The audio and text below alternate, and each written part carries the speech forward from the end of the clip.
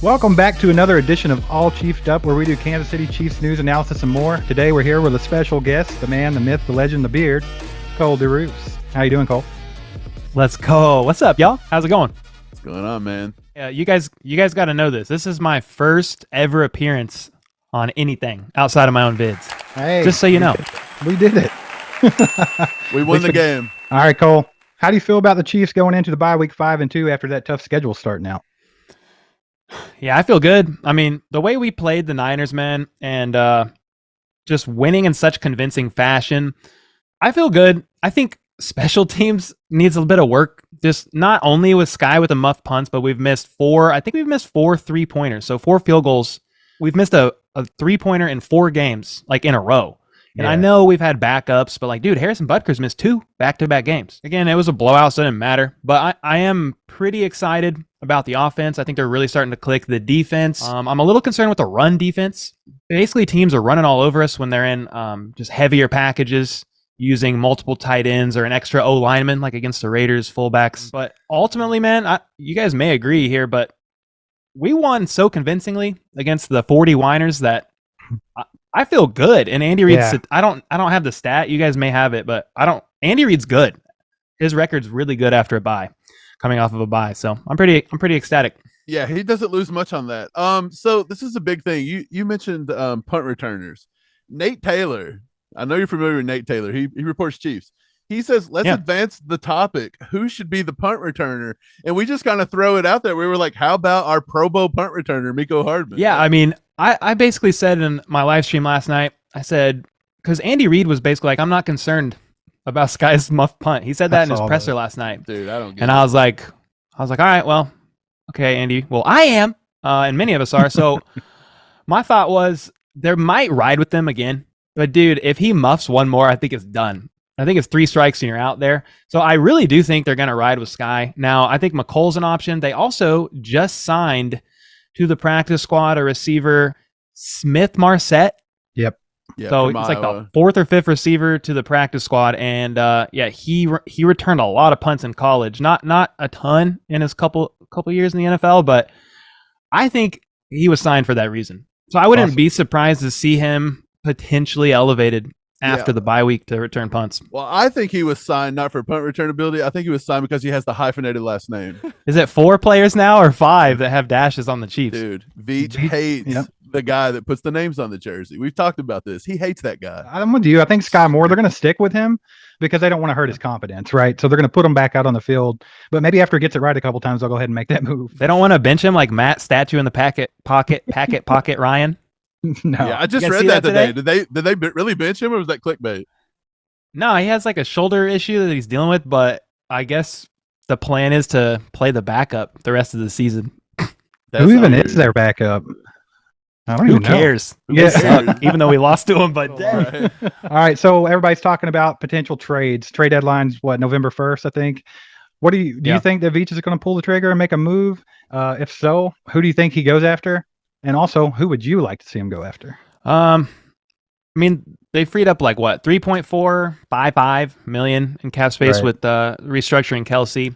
I feel like there's wiggle room in there for somebody. I don't know if it's somebody big, somebody crazy. Everybody tosses around Burns from Carolina. I like that idea.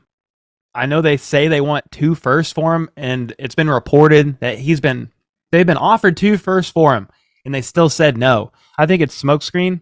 Yeah. But what I like about Burns is he's still on his rookie deal.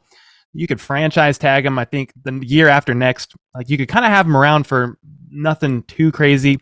I don't know if the Chiefs will actually bite and make a swing that big.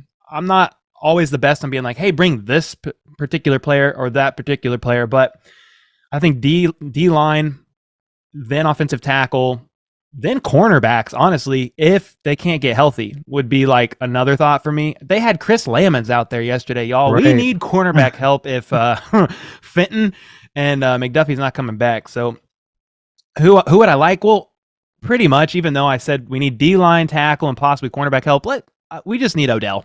And why not? That's it. Hey, to hear Chief fans tell it, if we get Odell, it's in the bag this year. That's all we need. It worked for the Rams. Honestly, like, all joking aside, It doesn't matter about the trade deadline with him because he's a free agent. I'm not opposed to Odell coming. I like the guy. Part of me is like, how healthy will he be? And then how much can he really contribute if he's not coming until basically December? Right. To learn the playbook of Andy Reid. I mean, I always say this. I guess you could put him in the huddle. Mahomes calls the play, and then he looks at Odell and says, basically, go that way and that way. And then if I audible out, go the opposite. It's like, I guess you could do that. they say it's a decoy to stretch the field, but coming off of 2 knee injuries, it's like, how much speed does he still have? I just don't know. I think it's too rich for us, and we're trying to get younger. I just don't see it.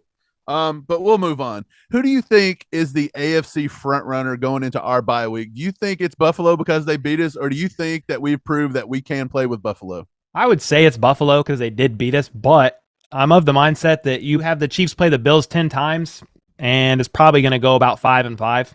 So I think they're 1A and 1B. The Chiefs just lost. So, okay, let's give them the power rankings. Let's give them, the favorite right now. If the season ended, I think currently the way it stands, Bills would be 1 seed. I think the Chiefs would be number 2. So, yeah, Bills, but I'm a Chiefs fan, and I would take Mahomes all day, every day. I mean, you could say it for both teams in that game, but we were just a few, bad decisions away, or Mahomes reading the wrong person, or Butker missed a field goal. Just a couple small things away, and we only lost by 4. Mahomes had a chance even till the end of the game, final drive. So right, and we had Joshua Williams in there who hadn't played all year that got thrown into the fire, so that kind of hurt a little bit. Yeah, very high risk, high reward. The blitzes were pretty effective. I don't have the stats in front of me, but they were pretty effective. But obviously, 2 that they weren't effective on, they scored 14 points. So, last question here, and then we'll go into something a little different. Coming off the bye week, you already mentioned it. Andy Reid's pretty good. Do you see us beating Tennessee coming off the bye? And also, what do you see us doing for the rest of the year? I think we have 10 games left. Like, what do you project? Yeah, I kind of live my life a day at a time. So Tennessee is really far away to me. But I was looking them up, looking up who they played. They played the Colts twice, a couple other teams. They're 4-2. I mean, I'm kind of the mindset of like what I said about the 49ers.